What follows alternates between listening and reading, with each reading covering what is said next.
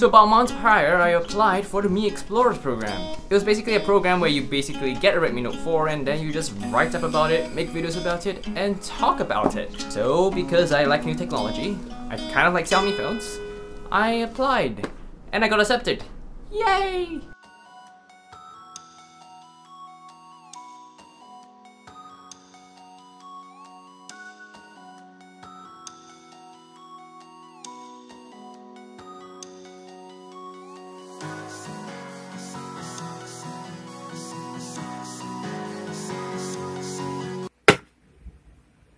And here is the phone in its beauty. So I spent about 36 hours with this phone, and my main comparison of this will be with this predecessor, the Redmi Note 3 Pro. The version I have here for the Redmi Note 4X is the Gold Global Edition, and the Redmi Note 3 Pro I have here is in silver.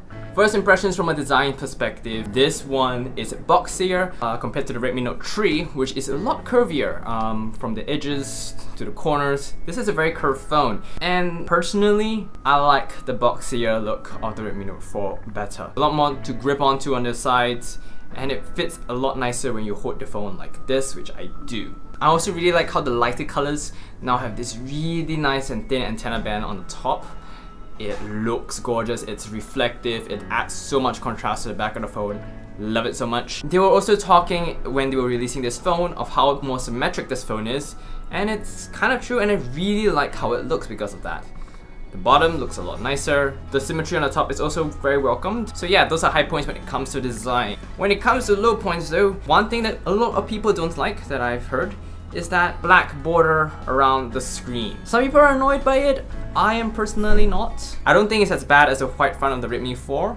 Neither do I think it's as bad as something like the Huawei P8 Lite.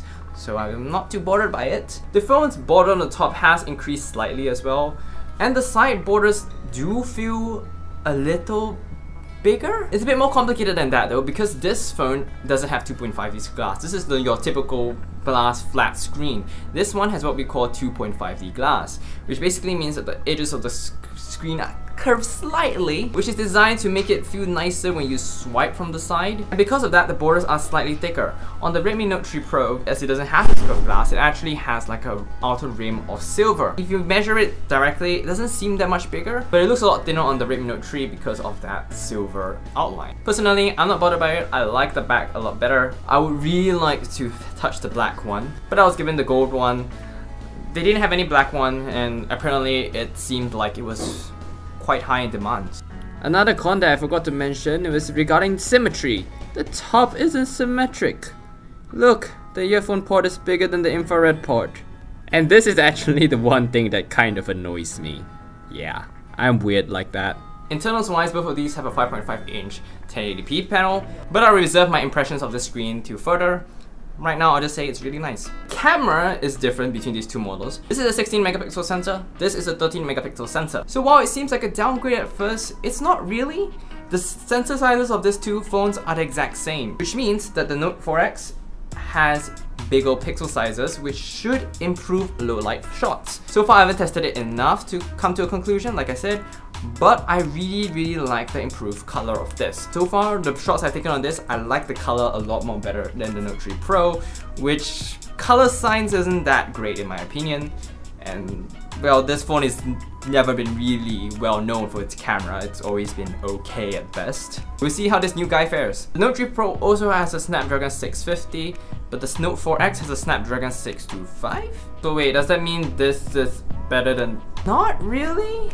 Ish. If we go into the details about each processor, the Snapdragon 650 has 2 A72 cores, which are high performance cores, and 4 A53 cores, which are mid performance but high power efficiency cores. If you look at the Snapdragon 625, it has 8 A53 cores. The Snapdragon 650 is also built on the 22nm process, while the Snapdragon 625 is built on the 14nm FinFET process or something like that.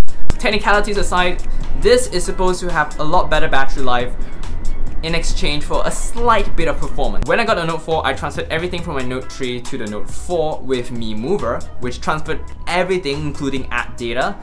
So configuration wise, these two should be about the same. And I can't tell the difference between the processors. Right now, I really can't.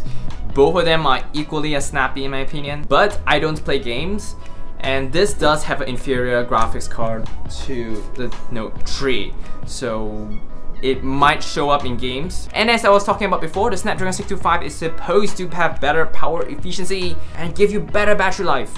It's the main marketing campaign for this phone. Battery life, battery life, battery life. And is it improved? Well, it's about 12:30 in the afternoon now, and this phone has been unplugged since about 9 AM yesterday. And I'm at 15% battery. If you look at my screen on time, it says 7 hours, but I did do a software update yesterday as well. So realistically, that's about 7.5 hours of screen on time with 15% remaining. That's impressive. On my Note 3, I was getting about 6 hours at most. Now these might seem like low numbers, but keep in mind, I disable all the battery optimizations on both these phones. MIUI, which is Xiaomi's software on the top of Android, is very aggressive when it comes to killing apps. So basically when you turn off the phone, very quickly it would just like hit the X on all the apps and close it. Now a lot of people prefer this. I personally don't, because I like switching to my apps as quickly as possible, so I disable it. So to get that amount of battery life out of this is very, very impressive.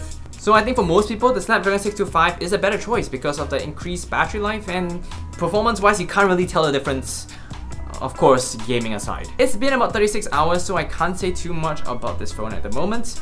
But one thing I would say going from the Note 3 to the Note 4 is that the fingerprint sensor is actually better on the Note 4. So with the Note 3, if you tap on the fingerprint sensor like this,